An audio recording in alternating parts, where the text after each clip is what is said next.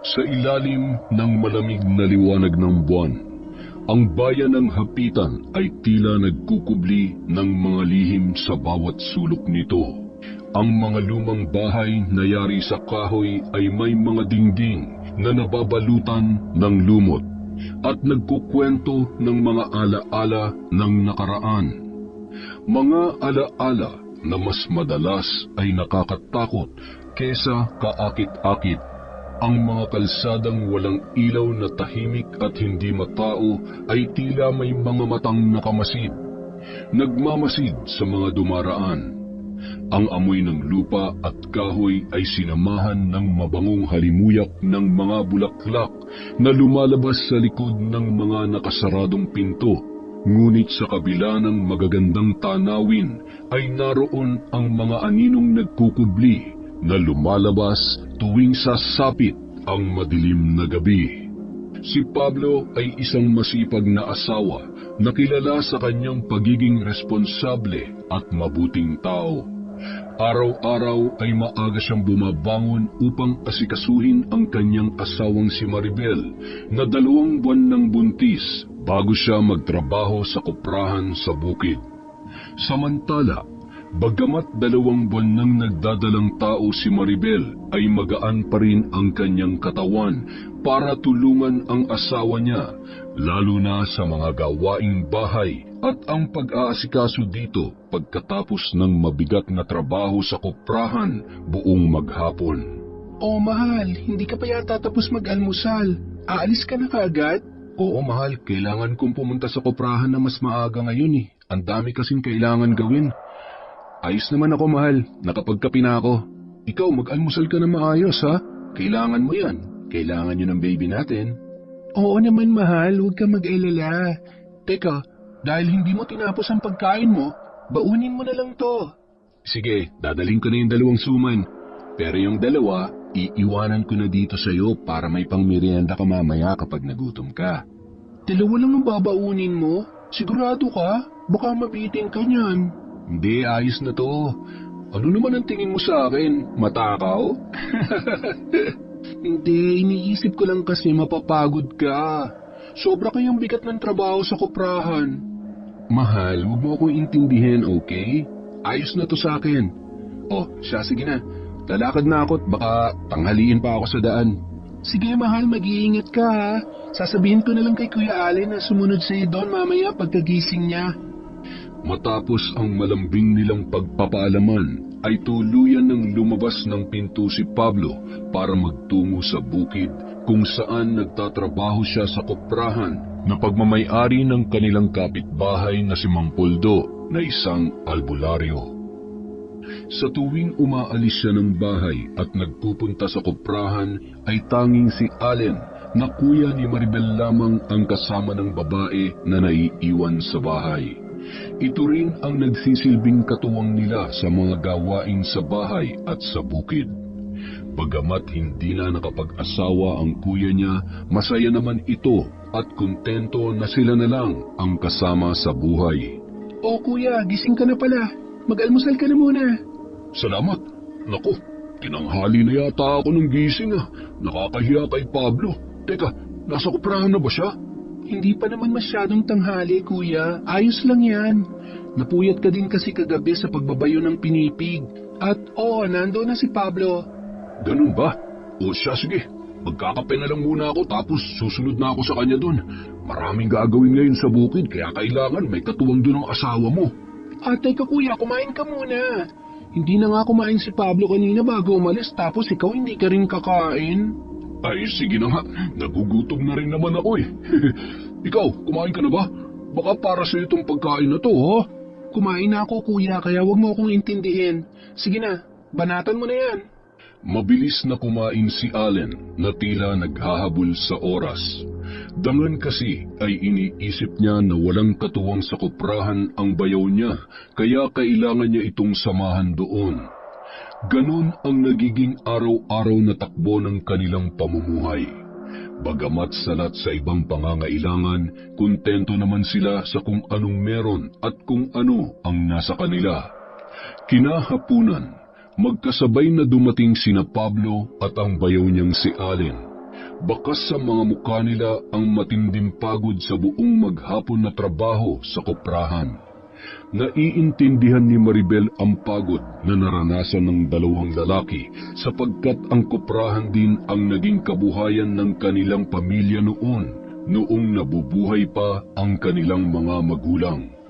Bagamat dalawa lamang silang magkapatid, ay mas pinili na lamang nilang mamuhay ng magkasama. Kumusta ka naman dito sa bahay maghapon, mahal? Nagpahinga ka ba? Baka naman maghapon kang nagpakapagod. Ayos lang naman, mahal. Siyempre, naglinis ng bahay at ng bakuran. Hindi naman kasi ako sanay na nakatunganga lang. Tsaka parang mas lalong bumibigat yung katawan ko kapag wala akong ginagawa eh. Tama yun, Maribel. Pero wag mo naman masyadong pagurin yung katawan mo. Alalahanin mo, dalawa na kayo niyang nasa loob ng tiyan mo. Hindi ka na lang basta mag-isa ngayon. Hay nako, pinagtulungan na naman ako ng dalawa kong tatay. Hindi naman sa ganun, mahal. Siyempre, nag-aalala lang kami ni Kuya Allen sa kalusugan mo at sa magiging baby natin. Ano ka ba naman, mahal? Naiintindihan ko naman yun.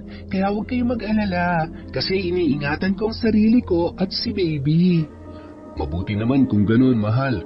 Hindi magtatagal, magkakaroon na ng munting anghel dito sa bahay. Nasasabik na nga ako, mahal eh. Kung ikaw nasasabik na, mas lalo naman ako, no? Eh, teka nga pala, mahal, bago ko makalimutan, matutuloy na nga pala yung handaan para sa kaarawan ni Ate Belen. Belen? Sinong Belen? Yung patay na patay sa akin at taga-kabilang baryo? Oo, siya nga, kuya. Yung kulang na lang iligawan ka.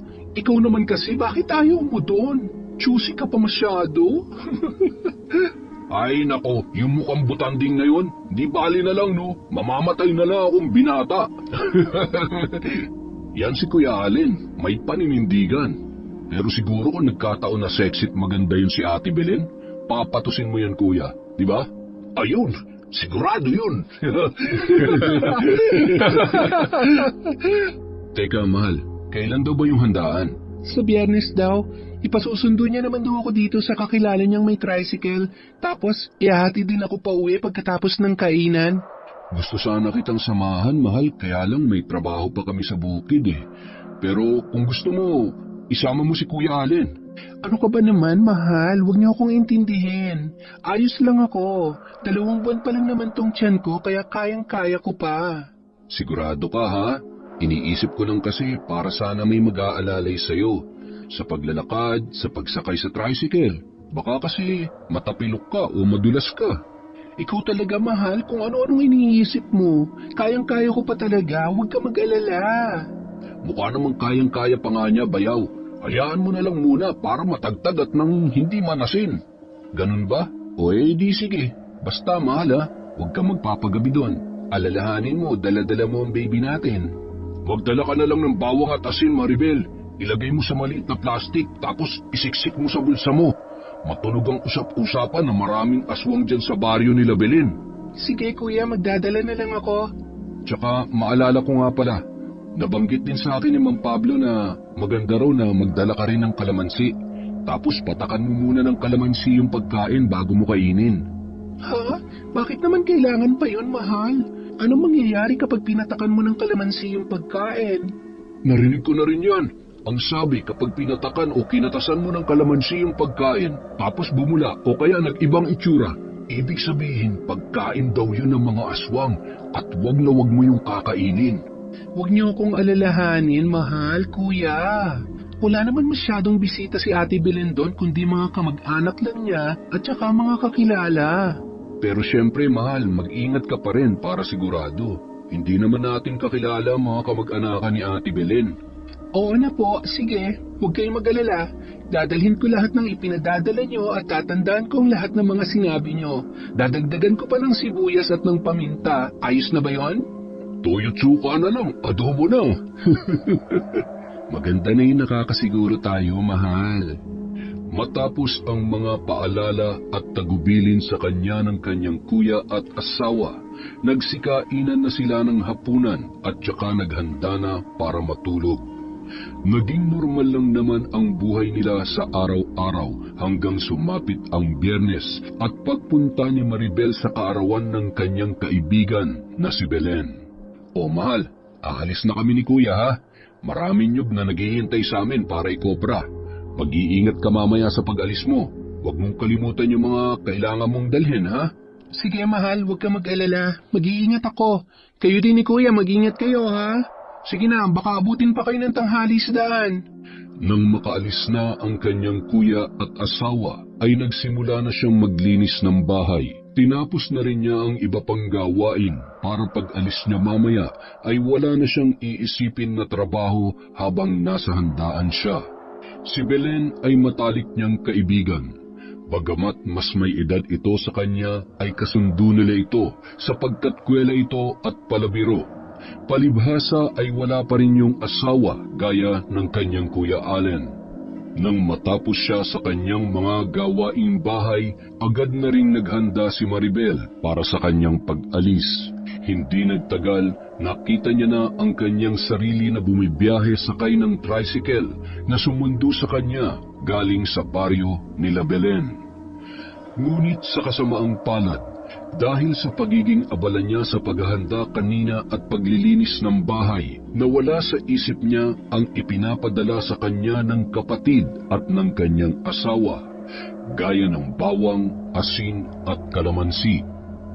Wala naman siguro aswang sa mga bisita ni Ate Belen. Kasi ang sabi naman niya puro mga kamag-anak at kakilalang kaibigan lang ang naroroon.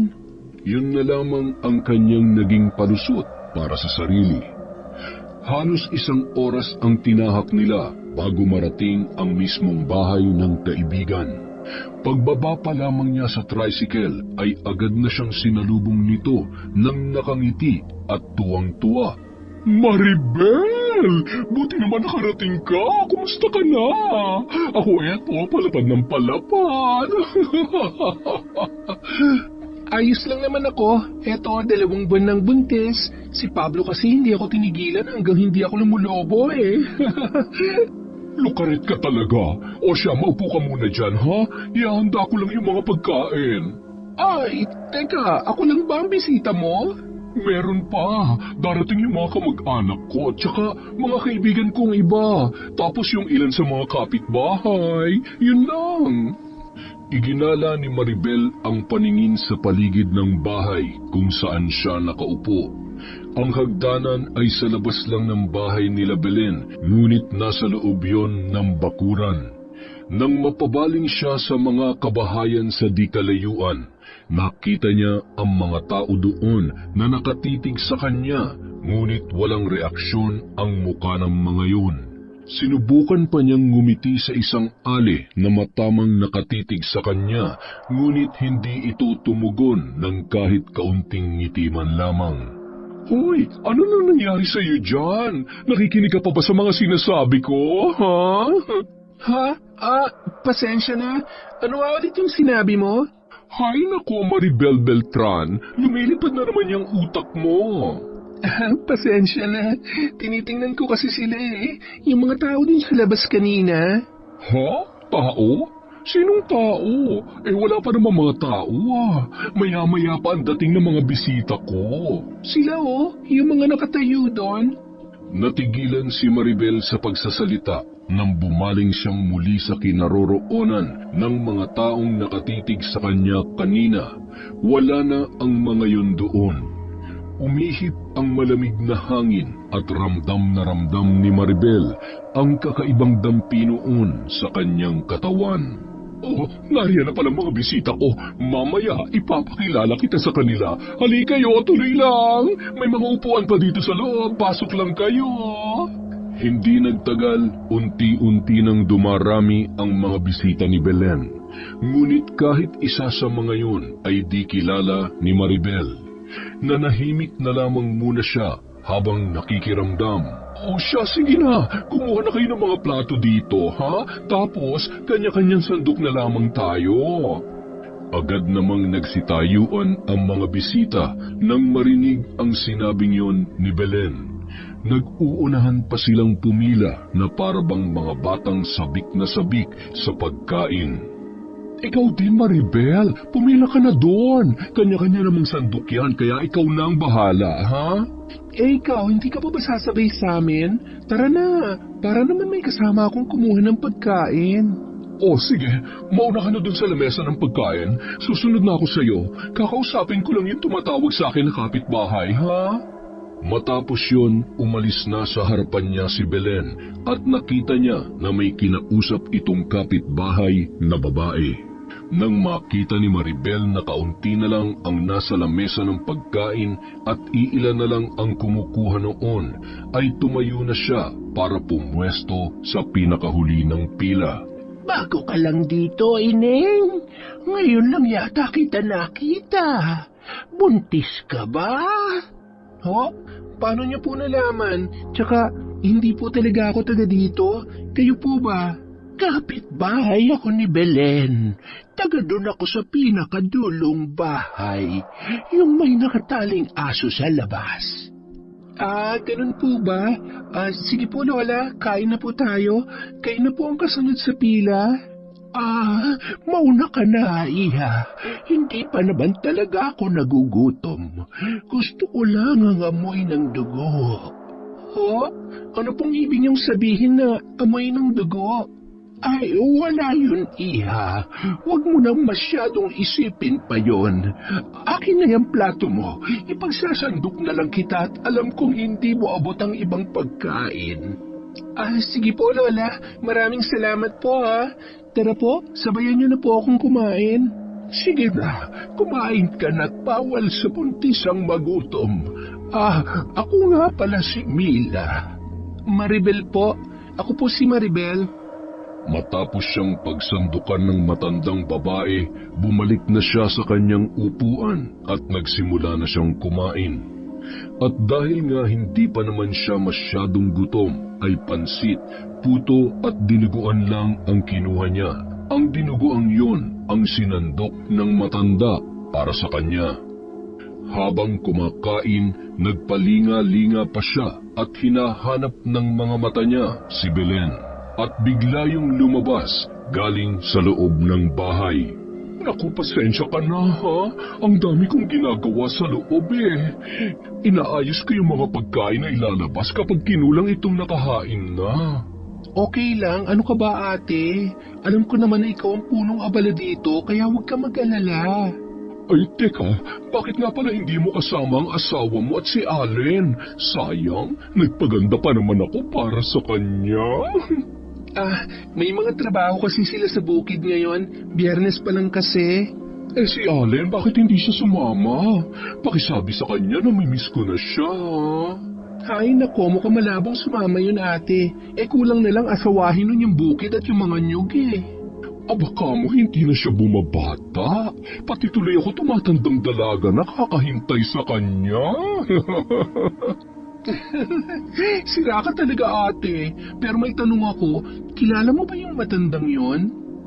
Yun ba? Si Aling Mila? Naku, huwag kang lalapit dyan, ha? Lalo pa at buntis ka. Ha? Bakit naman? Kasi usap-usapan dito na aswang daw yan, kaya walang kumakausap sa matandang yan. Ewan ko nga ba kung bakit napunta yan dito ngayon, eh. Ayaw ko na maipagtabo yan at baka isipin ng mga tao na ang sama-sama ko. Totoo ba? Sigurado ba sila sa ibinibintang nila? Marami nang nakapagpatunay na aswang yan. May mga kapitbahay ako na nakita siya minsan na nagpalit anyo. Naging malaking pusang itim daw. Nakakatakot naman pala dito sa lugar nyo, ate. Bakit ayaw nyo pang lumipat at umalis na lang dito? Saan naman kami lilipat? Wala namang lugar dito sa atin na walang aswang, no? Bawat sulok dito meron yan.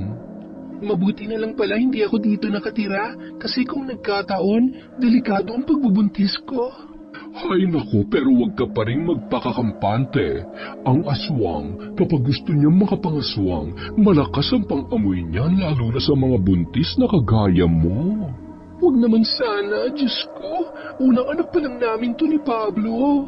Basta huwag kang lalapit sa matandang yan, ha? Marami nang nayanggaw dito yan.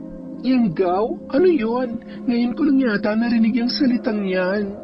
Yang gawang ibig sabihin, pwede ka mahawa ng pagiging aswang niya sa pamamagitan lang ng pagtingin at pagkausap sa kanya. Papaliparin niya sa hangin yung bulong ng sumpa, tapos pwedeng malipat yun sa'yo. Diyos ko, totoo ba yan, Ate Belen? Oy, bakit parang gulat na gulat ka yata? Huwag mong sabihin na nakausap mo na siya. Ha? Hindi naman ate. Naitanong ko lang at nagulat lang ako. Teka, hindi ka pa ba talaga kakain? Ay, oo nga pala, nagutom tuloy ako bigla sa kwentuhan natin. Teka, kukuha lang ako ng pagkain ha? Diyan ka lang, babalikan kita. Nang makaalis sa harap niya si Belen, ay napaantada si Maribel. Abot-abot ang dasal niya na sana ay walang masamang maging epekto ang pakikipag-usap niya sa matanda kanina. At higit pa doon ay ang pagsasandok nito ng pagkain na ibinigay sa kanya. Sa isipin na yun, biglang nakaramdam ng pagkabagabag at pagkabalisa si Maribel. Pero hindi niya na lang yun binigyan ng labis na pansin at itinuon na lamang ang atensyon sa nagaganap sa paligid. Maya-maya, nakita niya na pabalik nang muli sa pwesto niya si Belen, dala ang isang bandehadong pagkain na sinandok nito. Nang makauwi kinagabihan, hindi na maayos ang pakiramdam ni Maribel. Tila ang bigat ng kanyang mga balikat at parang pagod na pagod siya kahit wala naman siyang masyadong ginawa. Okay ka lang ba, mahal? Parang napapansin ko, kanina ka pa matamlay ah. Kumusta nga pala yung handaan kila Ate Belen?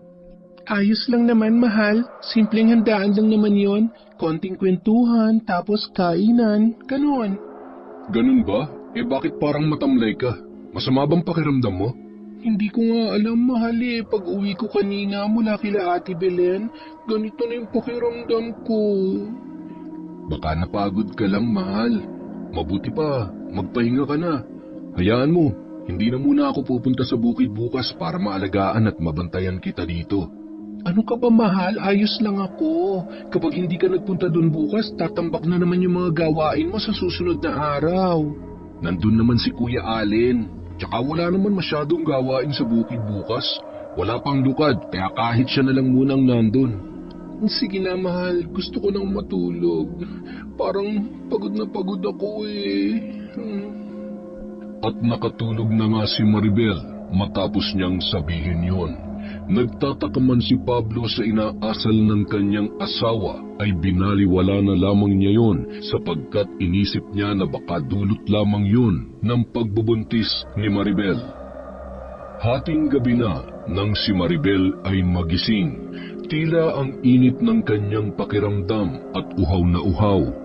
Dali-dali siyang bumangon at tinungo ang kusina para doon ay magsalin ng inuming tubig. Nanginginig ang kanyang buong katawan at parang gutom na gutom. Mahal, ayos ka lang ba? Bakit gising ka pa? Ayos lang ako, mahal. Nauuhaw lang ako kaya ako nagising. Sigurado kang ayos ka lang ha? Tara, matulog na ulit tayo. Lalabas lang ako saglit, mahal. Magpapahangin lang. Ang init sobra eh. Sige na, matulog ka na ulit. Ikaw ang bahala, mahal. Huwag ka masyadong magtatagal dyan sa labas, ha? Alam mo na, delikado ang panahon ngayon. Wika ni Pablo sa nag-aalalang boses, ngunit hindi na siya pinansin pa ng kanyang asawa at tuluyan na itong nagtungo sa pintuan at binuksan yun bago tuluyang lumabas. Nang nasa labas na si Maribel, nakaramdam siyang muli ng labis na pagkauhaw. Tila natutuyuan ang kanyang lalamunan. Hindi niya maipaliwanag kung ano ang hinahanap ng kanyang katawan.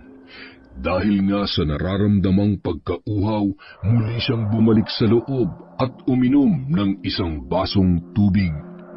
Hanggang sa pakiramdam niya ay kulang pa rin, kaya naman muli siyang uminom ng 2 pa. 3 baso hanggang sa umabot na ito sa mas marami pa. Ngunit matapos makainom ng 1 pitsyel ng tubig, ang pakiramdam niya ay tila uhaw na uhaw pa rin siya. Ano ba nangyayari sa akin? Hindi ko maintindihan ang pagkauhaw at pagkagutom na nararamdaman ko. Bakit ako nagkakaganito? Palihim na bulong niya sa sarili habang nanginginig ang buong katawan at pinagpapawisan ng malagkit. Maya-maya, muli siyang lumabas ng bahay at umupo sa labas ng pintuan. Nakarinig siya ng mga tahol ng aso sa gitna ng kadiliman. Nanlisik ang kanyang mga mata na tila ba pinakikinggan ng maigi kung saan nanggagaling ang mga kahol na yon. At walang ano-ano, mabilis siyang tumakbo papunta sa pinanggagalingan ng ingay ng mga aso. Kinabukasan, nagising sila dahil sa pagtawag ni Allen. Papunta na sana siya sa bukid ng mga sandaling yon, ngunit hindi siya tumuloy dahil nakita niya sa daan ang mga nagkalat na patay na aso at mga manok na parang kinain ng kung anong nilalang. Hindi na muna ako tutuloy sa bukid ngayon. Mukhang may hindi magandang nangyayari dito sa lugar natin eh. Bakit kuya? Ano yung nangyari? Tanghali na pala. Napasarap yata ang tulog ko ah. Pasensya na kuya, hindi ako nakagising na maaga ha. Huwag mo na munang isipin yun sa ngayon. Mauuna na nga sana ako sa iyo sa koprahan, kaya lang ang sama ng mga nakita ko sa labas. 3 aso ang mga nakailera sa daan, puro patay. Tapos wala na rin yung mga laman loob. Wakwak nga rin ang katawan eh. Tapos yung 2 manok naman, halos ulo na lang ang natira. Pero sino naman kaya ang gumawa nun, kuya? Sa ganong klase ng pagkamatay, hindi ko alam kung iisipin ko ba na tao ang gumawa nun o kung ano eh. Kung hindi tao, ano naman mahal? Yan nga rin ang iniisip ko eh. At yan din ang palaisipan sa mga tao dito sa baryo. Nagtataka din sila kung bakit sa tinagal-tagal na tahimik nitong lugar natin, ngayon pa nagkaroon ng ganitong pangyayari. Kaya mas kailangan mo mag-ingat, mahal. Lalo na kapag ikaw lang mag-isa dito sa bahay at nasa bukid kami. Mahal, sa araw lang naman kayo nasa bukid eh. Sa gabi naman, magkakasama naman tayo dito, di ba? Simula ngayon, ako na munang pupunta sa koprahan. Dito ka na lang muna sa bahay, bayaw. Samahan mo si Maribel habang hindi pa natin natutukoy kung sino o ano bang gumagawa ng bagay na yun. Sigurado ka ba, kuya? Ang ibig kong sabihin ay ayos lang naman sa akin, kaya lang nakakahiya naman kung wala akong maitutulong sa'yo. Malaking tulong na yung samahan mo si Maribel dito sa bahay. Mas mahalaga ang kaligtasan ng mag-ina mo higit sa ano paman. Sige kuya, ikaw ang bahala kung yun ang tingin mong makabubuti. Pero sana naman malaman na natin kung sino o kung anong gumagawa nun. Lahat sila ay walang kaalam-alam kung sino o ano ang nasa likod ng pangyayaring yon. Ngunit nagdulot ito ng takot at pangamba sa mga tao sa kanilang baryo. Mabilis na lumipas ang mga araw. Naging sunod-sunod na rin ang pag-atake ng naturang nilalang sa iba't ibang klase ng hayop na nais niyang kainin. Tuwing gabi, nagagawa niyang makapambiktima ng mga kambing, baboy, kalabaw at maging ng mga pusa na palaboy sa daan. Ang lahat ng yun ay wala pang nakakaalam kung sino ang may kagagawan. Ngunit isang umaga, nang kagigising lang nila ay may napansin si Pablo sa kanyang asawa. Mahal, bakit ang dumi ng paa mo? Bakit puro putik? Ha? Hindi ko nga alam, mahal eh. Natulog lang naman tayo kagabi, di ba? Hindi ka ba lumabas kagabi habang tulog ako? Ha? Hindi naman. Bakit naman ako lalabas? Tsaka, saan naman ako pupunta? Yun na nga ang ipinagtataka ko. Ikaw lang naman na nakakaalam kung bakit nagkaganyan ang mga paa mo. Teka, pinagbibintangan mo ba ako? Pinag-iisipan mo ba ako ng masama, Pablo? Mahal, wala akong ibang ibig sabihin dun sa sinabi ko. Gusto ko lang naman malaman kung lumabas ka pa ba kagabi habang tulog ako. Kung hindi, edi hindi. Nakakainis kasi yung pagkakasabi mo eh. Hindi ka nagtanong, nang bintang ka. Huwag na kayong magtalo. Baka naman simpleng dumi lang yan. Ako nga ilang araw nang hindi naliligo eh. Ang dumi na rin pala ng mga paa ko. Mamaya nga makaligo na. Pero teka, Bakit nga kasi madumi nga yung mga paa mo, Maribel? Isa ka pa, dyan na nga kayo. Nagkampihan pa talaga kayong dalawa. Uy, huwag ka na magtampo dyan. Napakibit balikat na lamang ang dalawang lalaki nang padabog silang iwan ni Maribel at pumasok ito sa loob ng kanilang kwarto. Kinagabihan, tila inaatake na naman si Maribel ng tawag ng kanyang kagustuhan. Gutom na gutom siya sa kalagitnaan ng hating gabi at uhaw na uhaw. Ngunit hindi sa tubig, kundi sa malapot na pulang likido na nakasanayan niya ng lasapin tuwing gabi. Nanlilisik ang mga mata, hinihingal sa labis na kasabikan. Nagngangalit ang mga bagang at nagkikiskisan ang mga ngipin. Palihim na lumabas ng bahay si Maribel at tinungo ang masukal na kadiliman ng paligid. Napahinto pa siya sa paglalakad habang pinakikiramdaman ang kanyang sarili. Unti-unting nagbago ang kanyang anyo.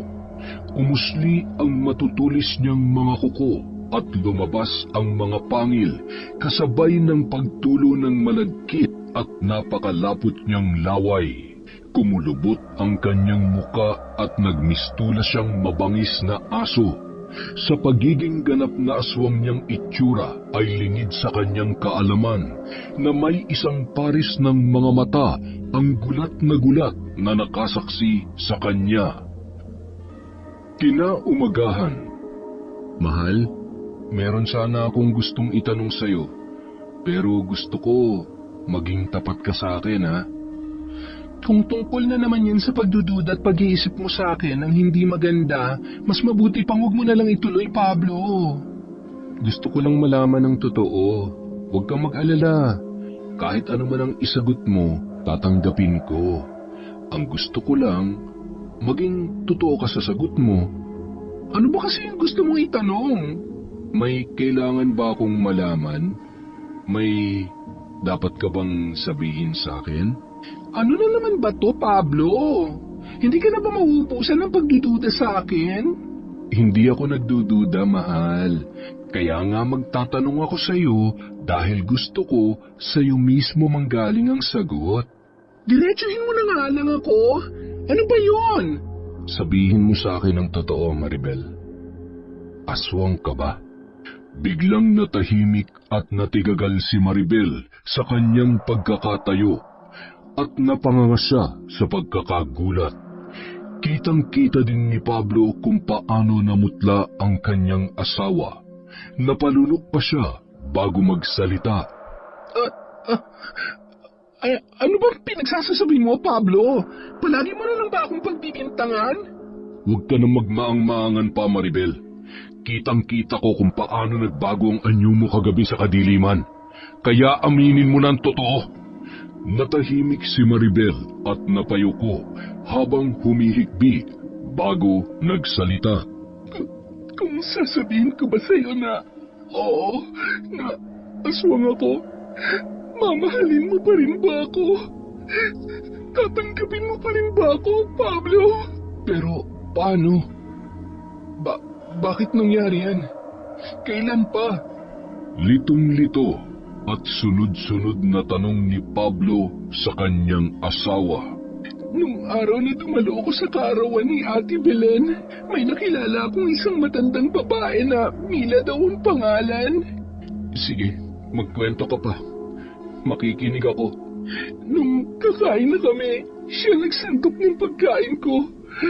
Dahil medyo malayo at hindi ko abot, sabi niya, siya na raw tutulungan niya daw ako. Siyang nagsandok ng pagkain na kinain mo noon? Ganun na nga. Tapos nung banggitin ko kay Ate Belen ang tungkol sa matanda, saka pa lang niya sinabi sa akin na huwag ko daw lalapitan ng matandang yon dahil aswang daw yon. Ngunit huli na ang lahat kasi nakapag-usap na kami at naipagsandok niya na ako ng pagkain. Teka, hindi ba yun yung araw na sinabihan ka namin ni Kuya Allen na magdala ng bawang, asin at kalamansi? Isa pa yan sa naging problema ko. Dahil sa pagmamadali, nakalimutan ko magdala ng kahit isa sa mga ipinapadala niyo sa akin. Ay, naku naman. Bakit mo hinayaan na hindi makapagdala ng mga yun? Pasensya na, nawala talaga sa isip ko. Kaya ba parang kakaiba na yung nararamdaman mo nung umuwi ka dito galing sa kanila? Ganoon na nga, siguro. Simula nun, hindi ko na alam at hindi ko na maintindihan kung ano nangyayari sa akin. Kaya pala kahit kami ni Kuya Allen, hindi na rin namin maintindihan kung bakit bigla ka na lang nagkaganyan. At tuwing kalagitnaan ng gabi, kapag hating gabi na, madalas nakakaramdam ako ng labis na pagkagutom at pagkauhaw. Nararamdaman ko nga na palagi kang wala sa tabi ko kapag nagigising ako ng ganoong oras. Pero ang iniisip ko lang, pumupunta ka sa banyo at lumalabas sa bakuran, gaya ng madalas mong sabihin na gusto mo lang magpahangin. Naiibsan lang ang gutom ko kapag kumakain ako ng mga hayop na nakikita ko sa bawat madadaanan ko. Ibig sabihin, ikaw ang... Oo, Pablo. Ako ang sala rin sa mga namatay na hayop dito sa lugar natin. Yun din ang dahilan kung bakit palagi madumi ang mga paa ko pagkagising natin sa umaga. Ngayon naiintindihan ko na ang lahat. Pero nitong mga nakaraang araw, hindi ko na kayang pigilan ang sarili ko sa labis na uhaw sa dugo at laman. Kaya tumikim na ako ng tao. Ano? Teka, totoo ba yan? Nagawa mo nang kumain ng tao? Oo, Pablo. Pero hindi ako dito sa lugar natin ng biktima. Sa ibang baryo, malayo dito. Nakakaya ko pa naman pigilan ang sarili ko kapag nandito ako sa lugar natin. Kung ganun, kailangan na natin ng tulong ni Mang Poldo. Alam kong matutulungan niya tayo tungkol sa bagay na ito. Mahal, natatakot ako. Paano kung tama ang hinala ko? Huwag ka na mag-alala, mahal. Huwag ka matakot. Gagawin natin ang lahat para gumaling ka. Nandito lang ako. Hindi kita pababayaan. Nag-aalala ako para sa anak natin, mahal. 6 na buwan na lang ay makikita niya na ang mundo. Oo, mahal. Kaya dapat maging mas matatag tayong pareho. Huwag mo kong iiwan, mahal, ah. Huwag mo kaming iiwan ang anak natin. Shhh! Huwag kang magsalita ng ganyan dahil hinding-hindi mangyayari ang iniisip mo. Natapos sa parehong desisyon ang usapan ng mag-asawa, napagkasunduan nila na lumapit kay Mang Poldo na isang albularyo sa kanilang lugar at amo rin nila Pablo sa koprahan. Kinabukasan, sigurado ko na nayanggaw ang asawa mo, Pablo. May isang aswang na nagkatawang tao ang naglaro sa kanya at nabulungan siya sa hangin. Yanggaw? Yan nga yung nabanggit sa akin ni Ate Belen. Pero hindi ko naman masyadong inisip kasi hindi ko naman alam na may ganun pala talaga. Mang Poldo, ano po ba yung yanggaw? Ang yanggaw ay isang proseso ng mga aswang kung saan ay maaari kanilang hawahan ng pagiging aswang sa pamamagitan ng orasyon sa pagkain, pagbulong sa hangin at maging sa pagkakaroon ninyo ng pisikal na koneksyon. Ito ay isang sumpa. May solusyon pa po ba para maalis yun? Kung meron po, papaano? At saka, ano po? Hindi madali ang pag-aalis ng yanggaw. Kinakailangan ng masigasig na pagnanais at buong damdamin upang isagawa ang mga ritual para dito. Ibig sabihin po ba, posibleng maging aswang na ako habang buhay, pati ang sanggol na dinadala ko? Sa kasamaang palad, oo. Kung hindi ka makakalaya sa sumpa ng pagkayanggaw. Pero huwag kang mag-alala dahil may alam akong pinakamabisang solusyon upang mabasag ang sumpa sa'yo at sa magiging anak ninyo. Ay, Diyos ko, huwag naman po sana. Kung ganun, ano pong paraan, Mang Poldo? Sabihin niyo lang po at tutulong ako sa abot ng aking makakaya. Alang-alang po sa mag-ina ko. Yan ang kauna-unahang kailangan. Buo ang tapang sa dibdib at matinding determinasyon. At ang pinakamahalaga sa lahat, kakailanganin nating makuha ang puso ng aswang na nagsagawa ng pagyayanggaw sa iyo, Maribel. Ho? Puso ng tunay na aswang na nagbigay ng yanggaw sa akin? Tama. Kaya ngayon ay kailangan ko munang matukoy kung sino ang aswang na nakayanggaw sa iyo para malaman natin kung saan natin siya mahahanap. At ikaw, Pablo, ikaw ang gagawa ng banal na sakripisyo para sa paglaya ng mag-ina mo sa sumpang bumabalot sa kanila. Sige po, Mang Puldo. Nakahanda po ako. Basta sabihin niyo lang po kung anong mga dapat kong gawin. Ikuha mo muna ako ng isang basong tubig. Yung malamig. Nauuhaw na ako. Sabayan mo na rin ng isang pirasong itlog na puti at isang malapad na pinggan. Iyon ang gagamitin natin. Agad na sumunod si Pablo at pagbalik niya ay bitbit niya na ang mga ipinakuha ng matanda. Pinahiran muna ni Mang Pablo ang malapad at patag na plato ng langis na lana at binugahan yon ng usok ng tabako. Bago inilapag sa gitna nila habang silang tatlo ay nakaupo ng paikot. Ilalagay ko itong itlog dito sa gitna ng patag na pinggan. Magbabanggit ako ng mga pangalan ng hinihinalang aswang dito sa lugar natin. At kahit saan pang lugar kung meron kayong alam. Ako po, wala. Wala naman kasi akong maisip na pwedeng maging aswang dito sa atin. Ikaw, Maribel, naalala mo ba ang pangalan ng sinasabi mong matanda na nakilala mo doon sa handaan? Ang pagkakatanda ko lang po, Mila daw ang pangalan niya. Bukod doon ay wala na akong ibang alam tungkol sa kanya, Mang Puldo. Kung ganoon ay isasama ko ang pangalan ni Mila sa mga babanggitin ko.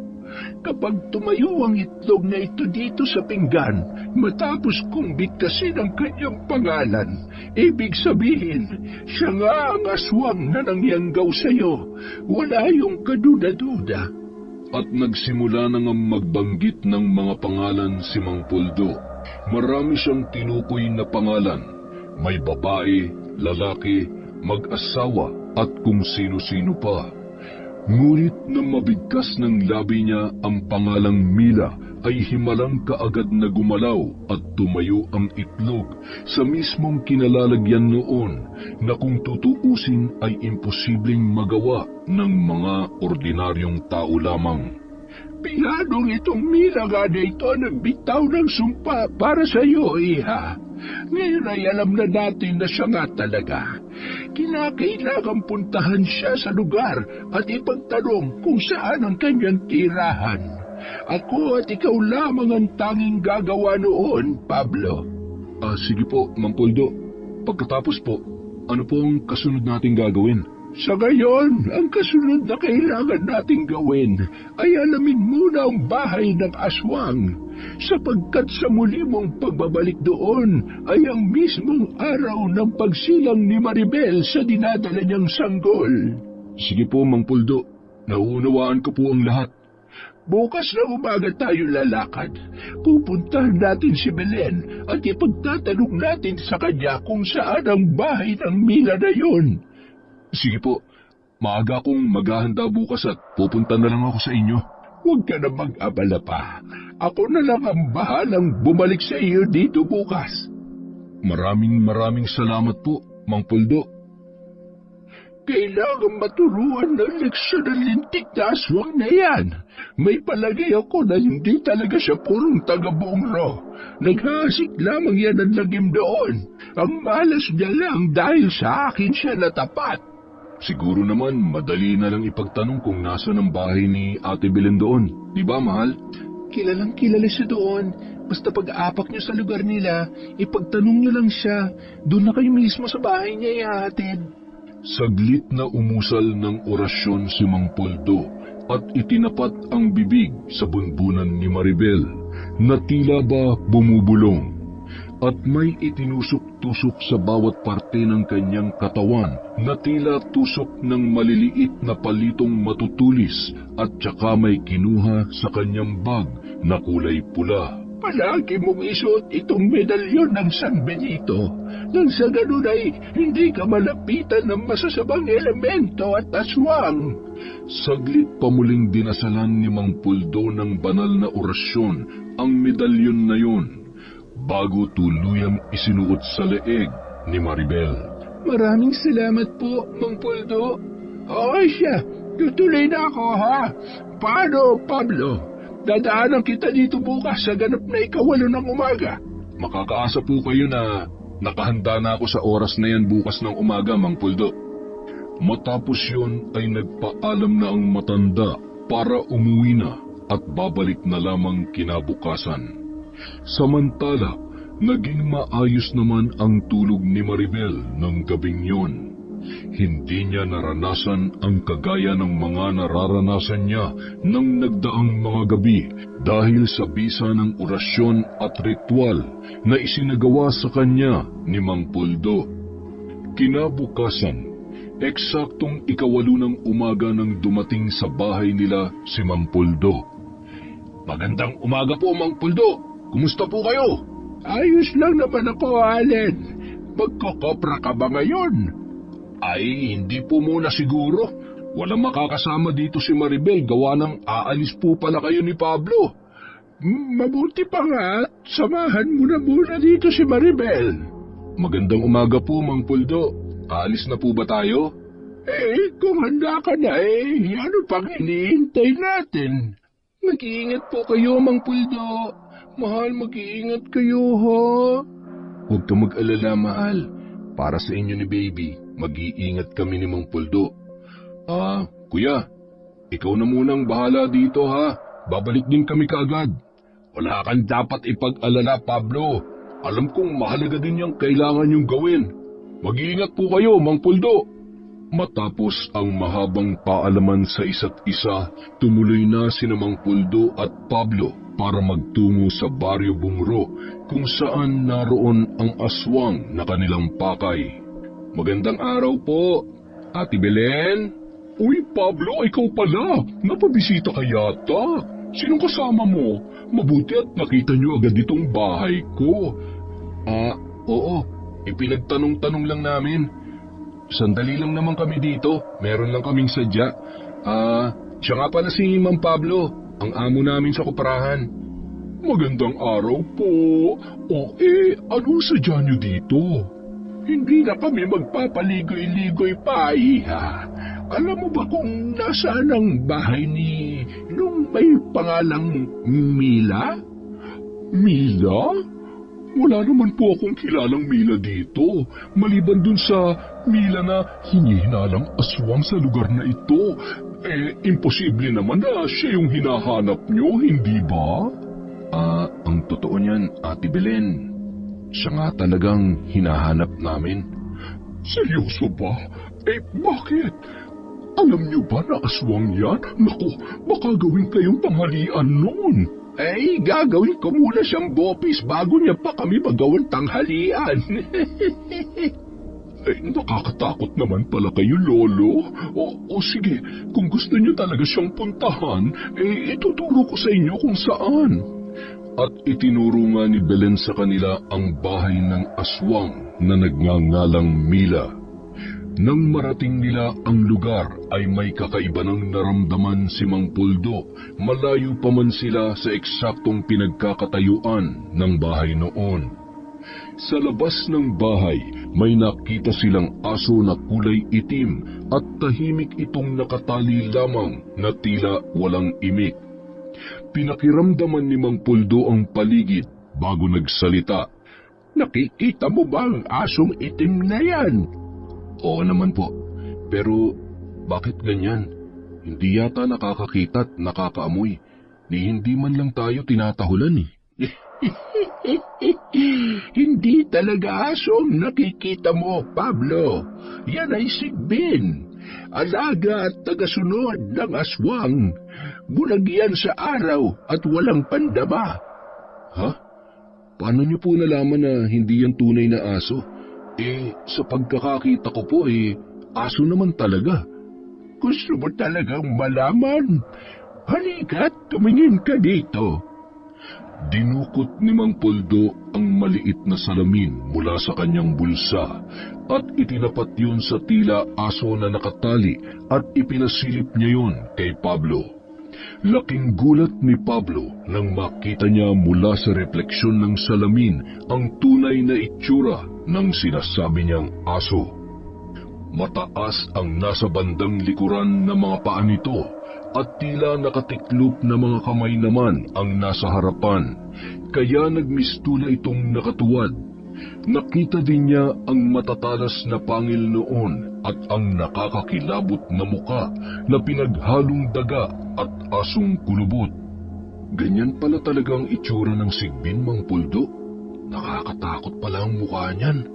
Ipinapakita ko lang sa iyo ang tunay niyang itsura. Sakaling makita mo siya sa muling pagbabalik mo dito sa araw ng pagsilang ni Maribel, nang sa ganun ay hindi ka na nila malinlang pa. Magpapakita po ba sila sa akin pagbalik ko dito? Posible yun, iho. Pero sa iba't ibang anyo. Huwag ka mag-alala. Sa muli mong pagbabalik dito ay bibigyan kita ng mga anting-anting para sa mga elemento na maaari mong makasagupa sa pagkuha ng puso ng aswang. Sige po, Mang Poldo. Nakahanda po ako para sa misyon na yan. Ngayong alam mo na kung saan ang bahay ng aswang, dito mo siya babalikan sa araw na itatakda kong balikan mo siya. Ako lang po ba mag-isang kailangang magsagawa nun, Mang Poldo? Sa kasamang palad, ikaw lang ang tanging kailangan para magsagawa ng tagumpay at banal na sakripisyo. Pero huwag ka mag-alala, hindi kita pababayaan. Maraming salamat po, Mang Poldo. Nakahanda na po ako, ano man ang mangyari.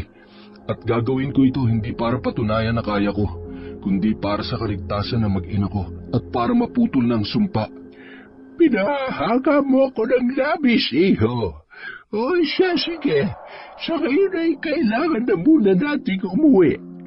Itatakda natin ang araw ng iyong pagbabalik sa mismong araw din ng pagsilang ni Maribel sa sanggol sa kanyang sinapupunan. Isang hating gabi, habang ang lahat ay mahimbing na natutulog, kabaligtaran naman noon sa isang nilalang. Muli ay tinatawag siya ng bugso ng pagnanais na sumalakay sa malayong nayon. Naglalaway at hindi mapigilan ang sarili sa labis na pagkauhaw at masidhing pagkagutom. Nagtatalo ang kagustuhan at pagpipigil sa kanyang sistema, ngunit sa huli ay nanaig pa rin ang tawag ng katawan, kapalit ang pagkagumon sa laman. Mabilis siyang tumalilis at walang sinayang na sandali upang lumabas ng bahay at magtungo sa madilim at masukal na kakauyan. Doon ay muli niyang ipinamalas ang pagbabagong anyo hanggang sa maging lubos ang pagiging aswang. Muling sumalakay si Maribel sa isang baryo, ngunit sa pagkakataon na yon ay hindi hayop at karaniwang katawan ng tao lamang ang kanyang nais biktimahin, kundi mga sariwa at panibagong sanggol sa sinapupunan ng mga ina. Nagpalipat-lipat siya sa iba't ibang baryo upang manginain ng mga buntis, at sa isang buong magdamag, 3 buhay ng ina ang kanyang kinuha. 3 walang kamalay-malay na sanggol sa mga sinapupunan nila ang kanyang walang awang pinagkakain. Mahal, gising na. Tanghali na oh.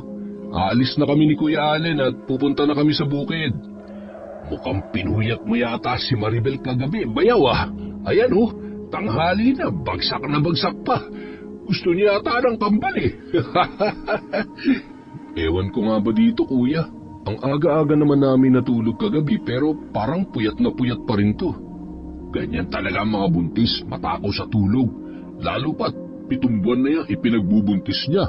2 buwan na lang ay lalabas na yan. Oo nga kuya, syempre ikaw ang pangunahing ninong, ha?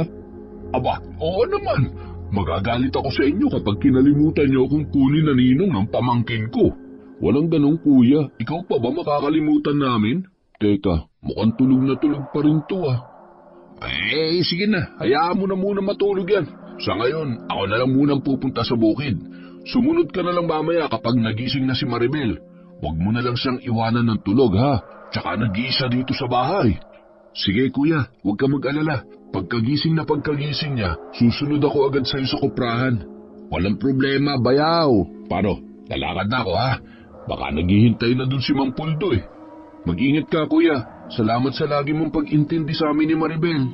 Sus, wala yun. Ano ka ba? Pamilya tayo dito. Kaya tayo dapat palagi ang magdadamayan at mag-uunawaan. O ano? Mag-iiyakan pa ba tayo? Pasensya na kuya. Masaya lang ako kasi sa pamilya niyo ako napabilang. Ay siya, sige na. Alis na ako at baka abutin tayo ng hapon sa pagdadrama. At dahil nga tulog na tulog si Maribel at tila ayaw talagang gumising, hindi na lang muna siya pinilit na magising ng dalawa. Nauna nang pumunta sa kuprahan si Allen at naiwan naman sa kanyang asawa si Pablo. Maya-maya, nagising na rin ang babae, habang si Pablo ay nasa likod ng bahay at nagtatabas ng mga malalagong damo na tumutubo doon. Bumangon si Maribel na tila uhaw na uhaw at nang maramdaman ng lalaki ang kanyang mga kilos ay pumasok na ito sa loob ng bahay.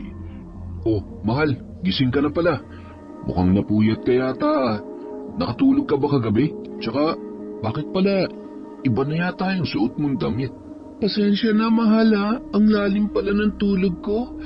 Ganito siguro talaga kapag buntis. Oo, naligo kasi ako kagabi dahil sa sobrang init kaya nagpalit ako ng damit. Ah, ganun ba? Oo nga, yun nga rin ang sinabi ni Kuya Allen eh. Baka daw dalayan ang pagbubuntis mo kaya palagi kang tulog at mabigat ang pakiramdam sa araw. Teka, nakaalis na ba si Kuya? Hindi ko man lang kayo naipaghanda ng almusal. Ano ka ba naman, mahal? Ayos lang yun. Marunong naman kami magluto ni Kuya. Ayan nga oh, ipinagluto ka namin ng itlog at hotdog. Kumain ka na muna kaya? Mamaya na lang siguro, hindi pa naman ako nagugutom. Ha? Bakit hindi ka pa gutom eh, ang aga natin natulog kagabi? Tapos lumipas na yung buong magdamag, hindi ka pa rin gutom? Huwag mo akong intindihin, mahal. Ayos nga lang ako. Sige na, maliligo na muna ako at hindi ko matiis ang sobrang init. Nang matapos maligo ni Maribel, nagpaalam na rin ang kanyang asawang si Pablo para sumunod kay Allen sa kuprahan. Nang makaalis ang asawa, ay agad na inilabas ni Maribel ang mga damit na duguan mula sa pinagtaguan niya sa likod ng banyo. Agad niya itong inilagay sa batya na may tubig at nagmamadaling nilabhan yun. Ngunit habang abala siya sa paglalaba ay hindi niya napansin na muli palang nagbalik ang asawa dahil nakalimutan nito ang itak na dadalhin sana kanina. Saan galing ang mga damit na yan, Maribel? Ha? Wala, mahal. Nahawaan lang to sa kulay ng ibang mga damit, kaya ibinukod kong labahan. Totoo ba yung sinasabi mo? Pamoy nga. Agad na isinalok ni Pablo ang palad sa tubig na katas ng pinaglalabhan ni Maribel. At nang maamoy yun ay tila hindi maipaliwanag ang kanyang itsura. Hindi yan basta mantyang kulay pula lang, Maribel. Dugo ang naaamoy ko sa tubig na yan.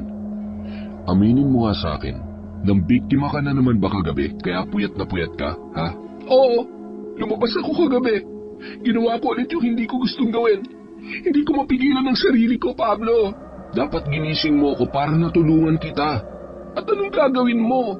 Paano mo ako mapipigilan? Ikaw ang magpapakain sa akin, ganun ba? Yun ang hindi ko magagawa. Maribel, mahal, hindi lang naman sa pagkain ng tao o hayop ang maaari natin magawa para mapigilan ka. Pwede kitang itali na mahigpit hanggang sa lumipas ang buong magdamag at mawala na ulit sa sistema mo yung kasabikan sa laman at dugo. Sigurado ka ba na makakatulong yan? Magtiwala ka lang sa akin, mahal. Kaya natin gawa ng paraan ng lahat basta magtutulungan lang tayo at magtitiwala sa kakayahan ng bawat isa. Kung ganun, mahal, mamayang gabi, gawin mo yung naiisip mo. Sigurado ka ba, mahal? Kung yun ang nararapat nating gawin hanggang sa makapanganak ako at maalis ang sumpa ng Yanggaw. Sige, mamayang gabi. Sa ngayon, hindi na muna ako pupunta sa koprahan. Ipapaliwanag ko na lang ang lahat mamaya kay Kuya Allen. Ihanda ko na muna ang lahat ng kakailanganin para sa pagtatali sa iyo mamayang gabi. Ayoko na, mahal. Pagod na ako. Ayoko na ng mga ginagawa ko.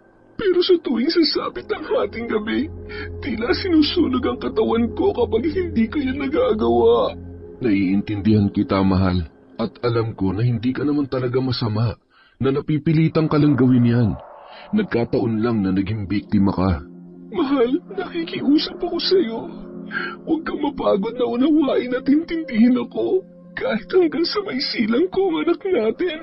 Hindi ako susuko para sa inyo, mahal. Hindi ito magiging dahilan para mapagod ako. Lalaban tayo. Lalabanan natin ang sumpang bumabalot sa inyo ng anak natin. Pangako yan. Nang araw ring yon, nagtungo si Pablo sa koprahan, hindi para tumulong doon, kundi upang ibalita kay Allen at kay Mang Puldo ang balak niyang gawin pagsapit ng gabi. Umatake na naman pala siya kagabi, kaya naman pala puyat na puyat at tila ayaw magising kanina. Oo nga, kuya eh. Hindi pa nga sana aamin kung hindi ko lang nakita na nilalabhan niya yung damit na suot niya kagabi na puro dugo. Hindi natin sila masisisi. Ang mga kagaya nila ay walang kakayahang kontrolin ang kanilang sarili para umatake sa oras na tinawag sila ng matinding pagkagutom sa dugo at laman. Pero, Mang Puldo, maaari pa rin natin gawin yung naisip ko, hindi ba? Ang itali muna natin siya at bantayan hanggang mag-umaga at mawala na ang epekto ng pagiging aswang niya. Maaari yun, iho. Pero kailangan ko munang ihanda ang mga kagamitan upang mas mapalakas ang bisa para pigilan siya sa pagsalakay mamaya. Sige po, Mang Puldo. Handa akong tumulong para sa kapanatagan ng kapatid ko at kaligtasan ng sanggol na dinadala niya. Mang Puldo, ano-ano po bang mga kakailanganin natin mamaya? Ang karaniwang gamit ay makakatulong gaya ng bawang at asin, itak at 7 piraso ng kandila, lubid, kislap ng alitaptap, buhok ng tikbalang at ang mga medalyon ng batong buhay. Kislap ng alitaptap? Saan naman po tayo makakakuha niyan, Mang Puldo? Huwag niyo nang alalahanin yon. Ako na ang bahalang kumuha noon. Kailangan ko magpunta sa kakahuyan mamayang gabi at ihahabol ko sa pagsapit ng hating gabi ang mga alitaptap na makukuha ko. Yun naman pong buhok ng tikbalang. Saan natin makukuha yun? Tsaka, para saan po ba yun? Nasa akin na ang bagay na yan. Yan ang ipantatali natin sa kanya para magsilbing pampahina sa katawan niya bukod sa lubid. Matapos nilang magplano ay pinagpahinga na muna sila ni Mang Puldo para sa gagawin mamayang gabi. Ipinatigil na rin muna ng matanda ang trabaho nila sa koprahan at pinauwi na lamang sila. Kinagabihan, naroon na si Mang Puldo sa ganap na 10:00 ng gabi. May dala na itong kung ano-anong nakasabit sa katawan at ang isang bag na kulay pula. Halatang handang-handa siya sa kanyang gagawin. Sige na, gawin niyo na habang maaga pa at hindi pa ako nagbabagong anyo. Mahirap ng paglabanan mamaya ang katauhan ko kapag hindi na ako ang nasa katawan kong ito. At nagsimula na nga silang itali si Maribel sa kanyang higaan gamit ang lubid at ang buhok ng tikbalang. Mula sa kamay at paa hanggang sa katawan. Nagsaboy na rin sila ng asin at mga piraso ng bawang sa paligid at inilabas na ni Mang Puldo ang lahat ng kanyang anting-anting. Isuot ninyo mga anting-anting na medalyon na ito. Huwag niyong aalisin yan sa mga katawan ninyo. Allen, itulos mo sa pintuan ang itak na ito. At ikaw naman, Pablo, sindihan mo ang 7 kandila at ipaikot sa buong kabahayan. Agad naman na sumunod ang 2 lalaki na kanyang inutusan. Matapos yon ay may inilabas na maliit na garapon si Mang Puldo at nagniningning yun sa kinang. Yun na ang kanyang hinuling mga alitaptap. Nasa loob yun ng garapon na kanyang inorasyonan at pakakawalan sa ganap na pagbabago ng anyo ni Maribel upang tangayin ng mga alitaptap ang espiritu ng tunay na aswang. Nang sumapit ang hating gabi, unti-unti nang nagwawala si Maribel. Ubod lakas ang ginagawa niyang pagpupumiglas, ngunit hindi niya nagawang alisin ang pagkakagapos sa kanyang katawan. Nasaksihan din nila kung paano nagbago ang anyo ng babae mula sa isang napakagandang binibini hanggang sa pagiging isang ganap na halimaw. Umuugong ang malakas na pag-angil at sigaw ng aswang. Lumakas din ang hangin at namatay ang mga kandila na nakasindi. Nagsiliparan ang mga gamit sa buong kabahayan at natangay ang mga kurtina. Ngunit kasabay noon ay ang patuloy na pag-usal ni Mang Puldo ng mga dasal at orasyon.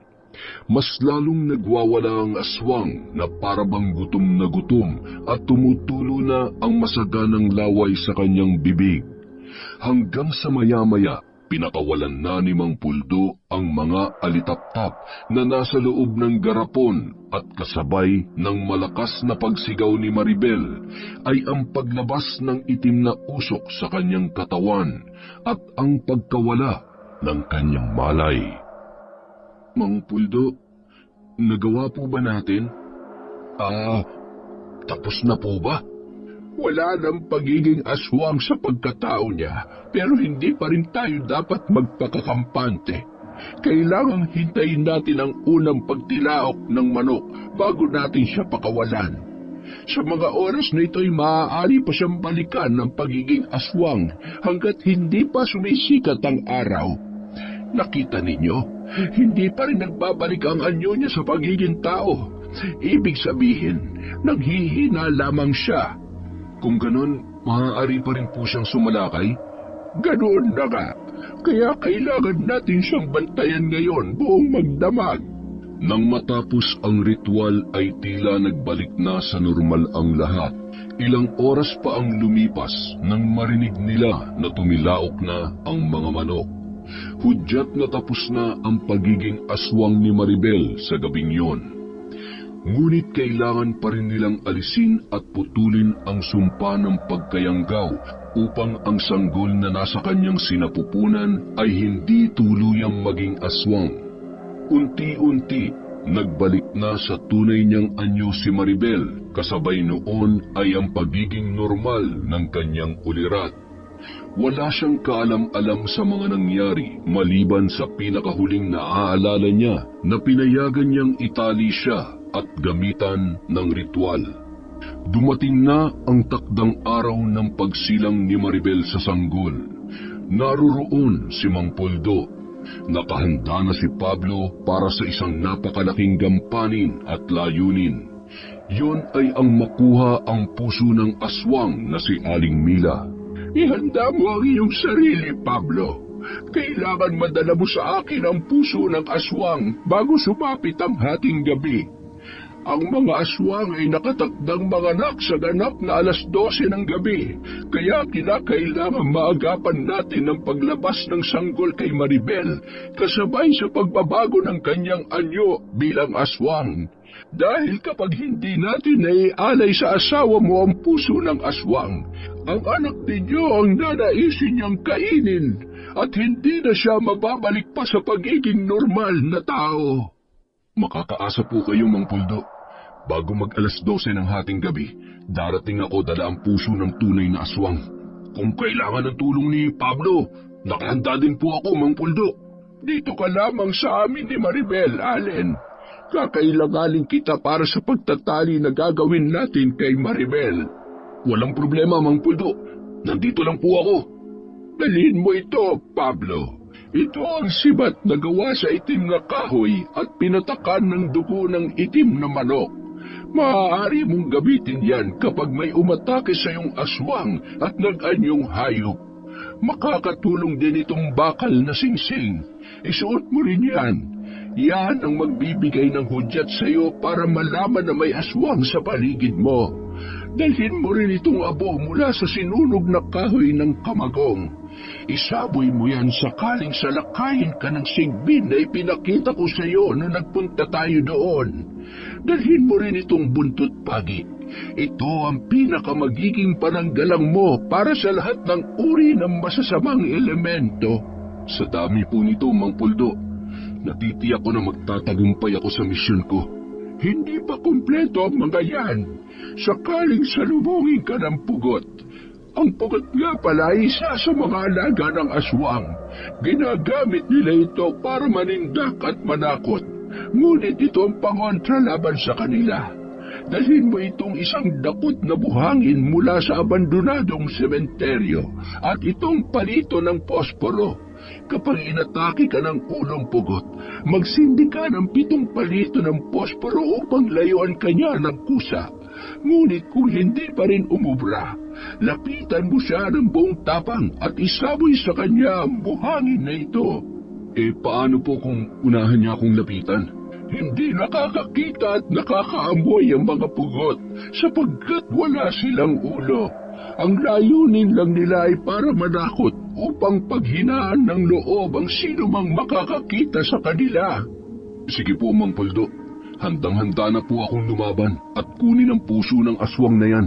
Isuot mo itong medalyon ng San Benito bilang proteksyon sa iyong katawan.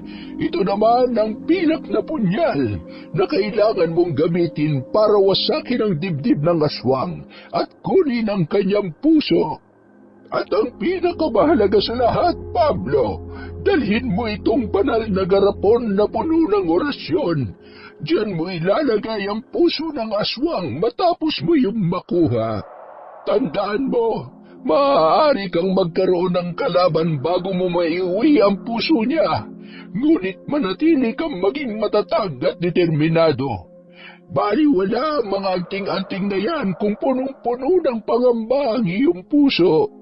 Ang tunay na makapagdiligtas sa asawa at anak mo ay ang buong puso at tapang mong pakikibaka at pakikipaglaban sa lahat ng balakid sa iyong daraanan. Sige na, ngayon ay ganap ng 8:00 ng gabi. Lumakad ka na. Tandaan mo, dapat ay makabalik ka bago mag-12 ng hating gabi. Humayo ka at baunin mo ang aking banal na basbas. Mag-iingat ka, mahal ko.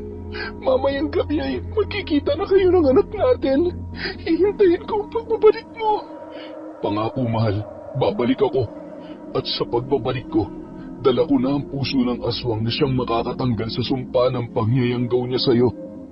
Matapos magpaalam ni Pablo ay agad na siyang umalis para muling magtungo sa Bumro, sa lugar ng aswang kung saan nayanggaw ang kanyang asawa. Ilang minuto lang ang kanyang binyahe at nakarating na siya sa lugar na pakay. Palinga-linga pa siya sa paligid upang tiyakin na walang tao na makakakita sa kanya. Madilim at tahimik na at tanging mga panggabing insekto at hayop na lamang ang kanyang naririnig. Nang marating ang bahay ng aswang, dahan-dahan siyang nangahas at sinubukang pumasok doon. Naroon sa labas ang sigbin na alaga ni Aling Mila. Ngunit gaya nung una, tila wala itong pakiramdam at pang-amoy. Hindi siya nito nakikita. Pagsilip niya sa halos sira-sirang pintuan ng bahay ng aswang, kita niyang nakahiga ito at kasalukuyang natutulog ng mahimbing. Tila nag-iipon ng lakas para sa gagawing pagsalakay sa paparating na hating gabi. Dahan-dahan niyang hinugot sa kanyang bewang ang punyal na ibinigay sa kanya ni Mang Puldo. Marahan at maingat ang mga bawat paghakbang niya habang papalapit ng papalapit sa nahihimbing na matandang aswang. Nang makalapit at handa na siyang itarak sa dibdib ng aswang ang punyal, biglang dumilat ang mga mata nito. Nahawakan siya sa kamay kung saan hawak niya ang pilak na punyal. Ngunit mabilis ang ginawa niyang pagkilos. Isinaksak niya sa hita ng aswang ang dalang sibat na gawa sa itim na kahoy at napabitaw ito sa kanya. Hindi siya nagpatinag at itinuloy ang kanyang plano. Agad na tumarak sa dibdib ng aswang ang punyal at naipadausdus niya yon pababa hanggang sa tiyan nito. Bumulwak ang masaganang dugo ng aswang sa dibdib. Bumukas ang wakwak nitong katawan at isang iglap lang ay nagawa niyang dukutin ang puso ng matandang babae na sa kasalukuyan ay naghihingalo na. Agad niya yung nailagay sa banal na garapon at ipinasok sa loob ng bag na nakasukbit sa kanyang likuran. Nagawa niya ng maayos ang kanyang misyon dahil sa mga anting-anting na ipinabaon sa kanya ni Mang Puldo. Nagawa mo, Pablo! Makalis na nga, bago pa ako maabutan ng alaga niyo, Sigbin. Mabilis na lakad-takbo ang ginawa ni Pablo para makaalis na sa lugar ng aswang. Ngunit hindi pa man siya nakakalayo ay naramdaman niya na nag-init sa daliri niya ang bakal na singsing na suot niya. Maya-maya may biglang humarang sa kanya na tila isang malaking aso. Sa pagkakatanda niya, ito ang Sigbin na alaga ng aswang na kanyang pinatay. Sige, lumapit ka. Akala niyo yata matatakot ako sa inyo. Halika dito, magtuos tayo! Habang binibigkas ang mga salitang yon, palihim niyang dinudukot sa bulsa ang abo na galing sa sinunog na kahoy ng kamagong. Nang makita niya na mabilis tumakbo papalapit sa kanya ang asong malaki, agad niyang isinaboy ang abong yon. Agad na nagkikisay ang aso at umungol na tila nasasaktan. Maya-maya, nasunog ang katawan noon at naglaho na sa hangin. Patuloy siya sa paglakad-takbo habang nagpapalingon-lingon sa paligid. Hindi pa nagtatagal ay muli na namang nag-init ang bakal na singsing sa kanyang daliri. Nababatid niya na mayroon na naman siyang makakaharap na kalaban. Sige, magsilabas kayo. Huwag niyo na akong pasabikin pa at huwag na kayong magpaisa-isa para matapos na tong laban na to. Matapang niyang pagsigaw habang humihingal. Maya-maya may biglang lumitaw sa kanyang harapan na isang bulto ng tao na wala namang ulo. Lumayo ka sa akin! Lumayo ka! Sa nahihintakutan niyang sigaw. Ngunit dahil nakahanda ang kanyang isip ay kaagad niyang naalala ang dala niyang pangontra laban doon. Sinindihan niya ang 7 piraso ng palito at nang mag-apoy yon ay napahinto ang pugot sa pagsugod sa kanya. Kaya naman nagkaroon siyang muli ng pagkakataon para makatakbo at makalayo. Ngunit paglingon niya sa pinanggalingan ng pugot ay wala na yun doon, at pagharap niyang muli sa dinaraanan ay nasa harapan niya na at akma na naman siyang sasakalin. Nahawakan siya nito sa leeg at pilit na sinasakal at mas humihigpit pa ang mga sakal na yon. Nang makaisip ay agad niyang dinukot sa bulsa ang buhangin na mula sa abandonadong sementeryo. Agad na isinaboy yon sa pugot at narinig niya na parang umatungal ito na boses ng isang tumatangis na baka. Matapos ang pakikipaglaban ni Pablo, sa kabutihang palad ay wala na siyang nasalubong pang kalaban na makakasagupa. Malayo ang kanilang baryo mula sa bungro at wala na siyang masakyan ng mga oras na yon. Nagtiis siya sa lakad-takbong pag-usad para lamang makarating sa bahay bago pa sumapit ang hating gabi. Samantala, sa bahay nila Maribel ay kasalukuyan na nilang itinatali ang babae dahil sumasakit na ang kanyang tiyan. Hudyat na yon na nalalapit na ang kanyang pagsilang sa sanggol. Gaya ng nauna, ginamitan ulit nila ng buhok ng tikbalang si Maribel para talian. Higpitan mo ang pagtali sa kanyang mga kamay, Allen. Hindi niya maaari mahawakan ang sanggol mamaya paglabas nito sa kanya. Opo, Mang Puldo. 3 ikot ng tali ang ginawa ko dito at nakatitiyak ako na mahigpit yan. Sana naman ay makaabot si Pablo.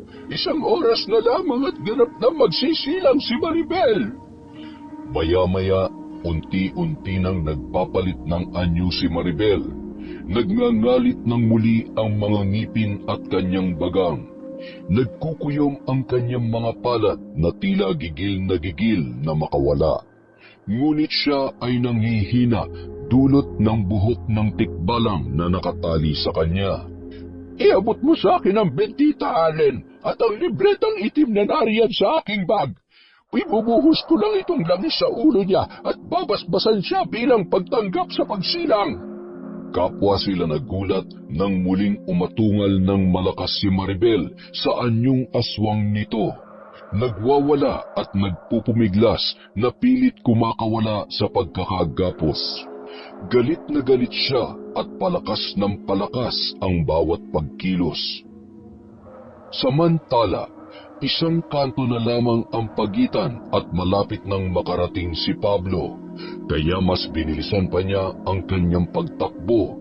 Pawis na pawis siya at hingal na hingal, ngunit hindi niya yon alintana dahil ang nais niya ay makaabot sa oras ng panganganak ng kanyang mahal na asawa. Labis nang lumalakas ang aswang. Hindi na niya mapipigilan ang kanyang sarili.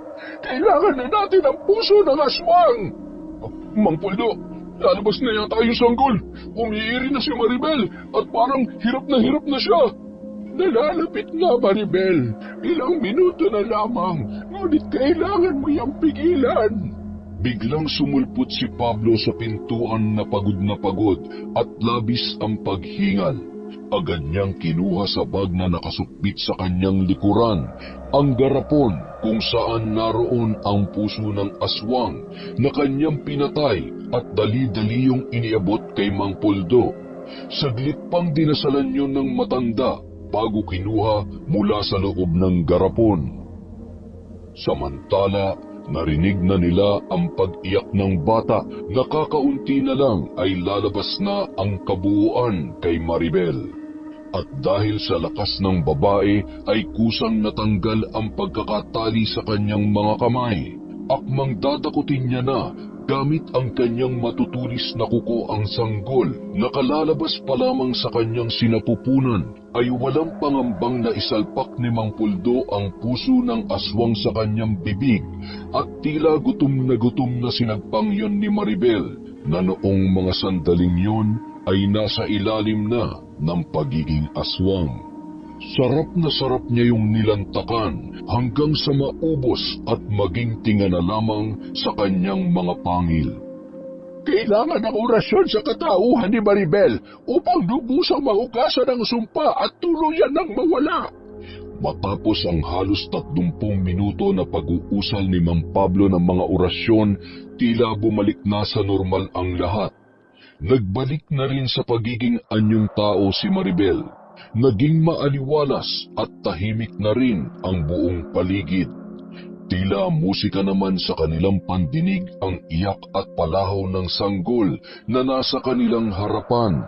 Napaluha sina Pablo at Maribel nang kanilang masilayan ang sanggol na kanilang pinakaiingat-ingatan.